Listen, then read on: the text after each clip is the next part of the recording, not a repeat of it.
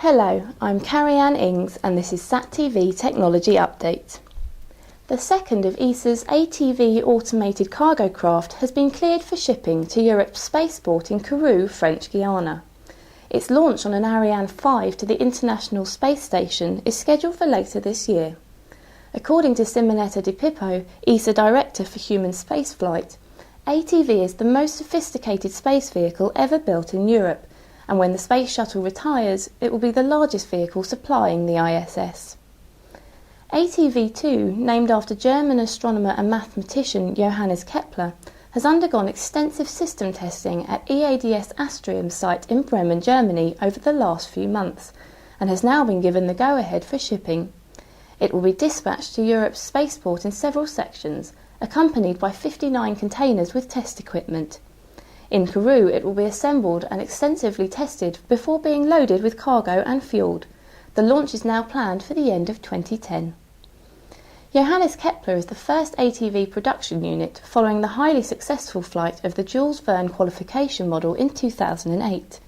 The third ATV, named Eduardo Amaldi, has reached the integration stage in Bremen, and the integration of ATV-4 is set to start shortly.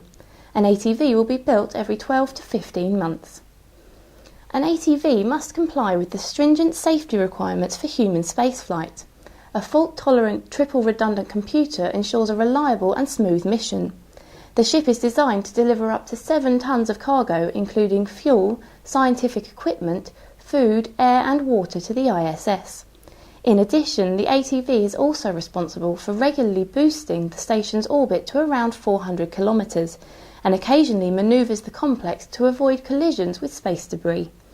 Once its mission is over, the craft is loaded with waste, undocked and incinerated during a controlled re-entry into the atmosphere. ATV is part of ESA's contribution to the ISS project, and its assembly is carried out at EADS Astrium Space Transportation in Bremen. A total of 30 European firms from 10 countries and 8 companies from Russia and the US have been involved with the project. ESA is studying a reusable advanced re-entry vehicle, ARV, based on an ATV.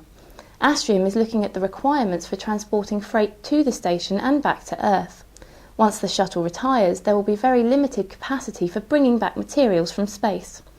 Russia's manned Soyuz capsules cannot return more than a few kilograms, so an ARV or some other new vehicle will be needed.